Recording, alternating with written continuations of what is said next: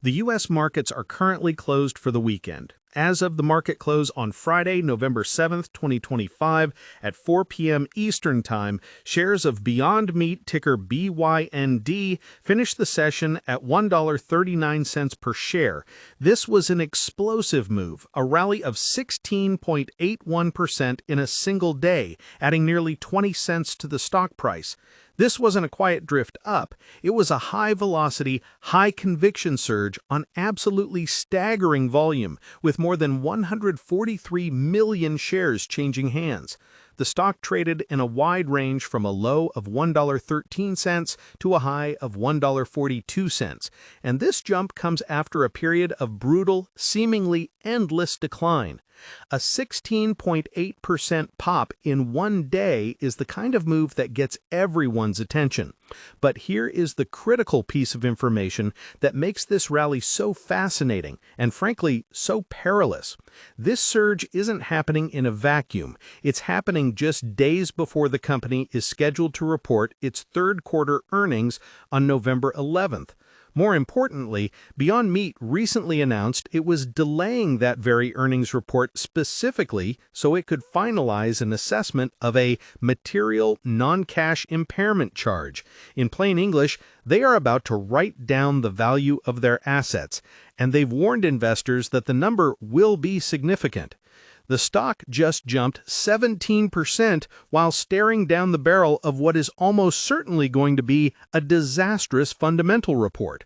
This is the definition of a disconnect, and it's the entire story of this stock right now. The expectation for Beyond Meat, the narrative that fueled its legendary IPO, was that this was the future of food. This was the company that would disrupt a multi-trillion-dollar global industry.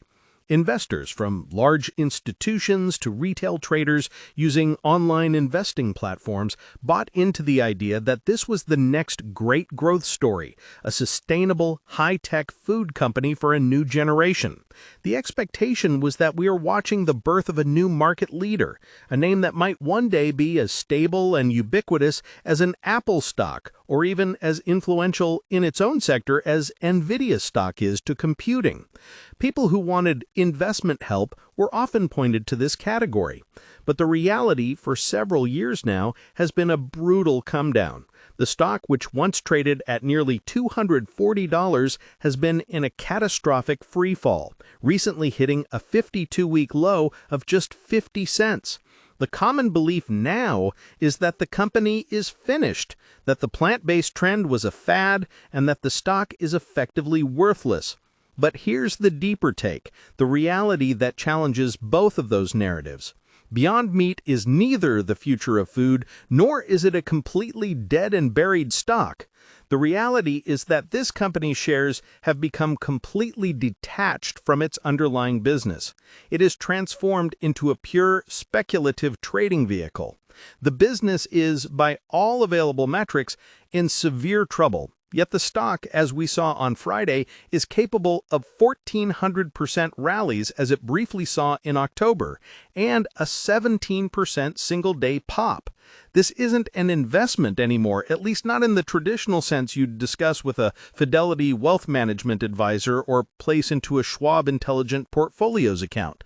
This is a high-stakes battlefield dominated by short sellers and retail speculators, using platforms like the Robinhood app and SoFi Invest to trade fractional shares. The price action is not driven by analysis of revenue or margins, it's driven by short interest, option chain behavior, and social media sentiment. It's a meme stock, and Friday's 17% jump was almost certainly a technical short covering rally ahead of a binary news event. Let's look at the recent movement because it's been breathtaking. This stock has seen volatility that makes even Tesla stock look tame. In late October, the stock went on a tear, surging from its 50-cent low to an intraday high of $7.69. That is a move of over 1,400% in just a few trading sessions. The volume during that period was astronomical, with billions of shares being traded. It was a classic, violent short squeeze. Then, just as quickly, it collapsed. In the past month alone, the stock is down 46%, even with Friday's rally. This is the definition of wealth-destroying asset for anyone who is not a professional trader. If you are a self-investing individual, this is the kind of stock that can wipe out an account. It's not a stock you buy and hold in a Fidelity IRA's account, it's a gamble. The institutional activity reflects this chaos. While some funds have been forced to liquidate, the main story is the massive short interest, which has acted as fuel for these squeezes. Traders using the advanced tools on interactive brokers are likely playing both sides of this, shorting the peaks and buying the dips, while many retail traders on the Robinhood stock trading platform are likely just trying to hang on. Now, let's ground this in the cold, hard facts of the business itself. Why is the stock so disconnected from the fundamentals? Because the fundamentals are terrible. Let's look at the last reported quarter, Q2 2025. Net revenues were $75 million, a decrease of 19.6% year over year. This wasn't a small miss, it was a collapse. The U.S. retail channel, the grocery stores where you'd buy the product, saw revenue fall 26.7%. U.S. food service fell 6.8%.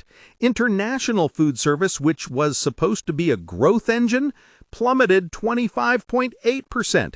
The company is not growing, it is shrinking, and rapidly. Gross profit was just $8.6 million in a single quarter. Go back to Q1 and it was even worse. Gross profit was a loss of $1.1 million. They were literally losing money on the products they sold before paying for marketing, R&D, and salaries. This is the financial profile of a company in deep distress. This is the core of the problem. The plant-based meat category as a whole is struggling.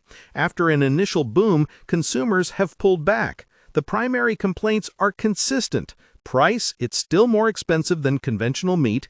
Taste and texture, it's not a perfect substitute. And the ultra-processed label. This last point is critical. The initial adopters were health-conscious consumers, but many now look at the long ingredient list and see it as a processed food, not a whole food. This has stunted mainstream adoption. At the same time, competition is everywhere, from traditional giants like Tyson and Hormel launching their own products to a flood of other plant-based startups. Beyond Meat has lost its novelty, and it's now fighting for shelf space in a category that itself is shrinking. This is the reality that has the companies back against the wall. It's why so many analysts have sell ratings on the stock, and why investment sites are filled with warnings. This isn't a situation where you can just diversify by buying Fidelity ETFs and hope for the best. This is a company-specific crisis. So what has management been doing? To their credit, they haven't been idle. Their most significant recent move was a major debt exchange. The company had over $1.1 billion in convertible notes, a ticking bomb of debt. Through an exchange offer, they managed to reduce this to approximately $250 million. This was a necessary move to fix the balance sheet and avoid a liquidity crisis. However, it came at a tremendous cost. To get note holders to agree, Beyond Meat had to issue a massive number of new shares, causing significant equity dilution. This is why analysts at places like TD Cowen and Mizuho slashed their price targets, with TD Cowen going as low as 80 cents.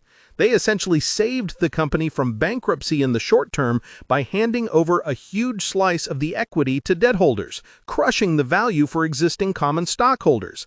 They've also launched new products like a Beyond Burger 6-pack at Walmart and are trying to cut costs. But these are small tactical moves in the face of a strategic collapse in demand. And that brings us back to the upcoming earnings report. The material non-cash impairment charge is an admission that the assets they own, factories, equipment, acquisitions, are no longer worth what they paid for them. This is a direct result of the collapsing demand. This is a good moment to ask a question for everyone watching this. Given this backdrop of a short squeeze clashing with a fundamental warning, I want you to comment below with your prediction for this Tuesday's earnings report. Will this impairment charge be the final nail, or is the short squeeze just getting started? Let me know what you think. Looking forward, the outlook for Beyond Meat is the perfect illustration of the expectation versus reality framework. The expectation for a certain segment of the market, particularly those on the Robinhood or SoFi active investing platforms, is purely technical. They see a 17% rally, they see the high short interest, and they are betting on a continued squeeze.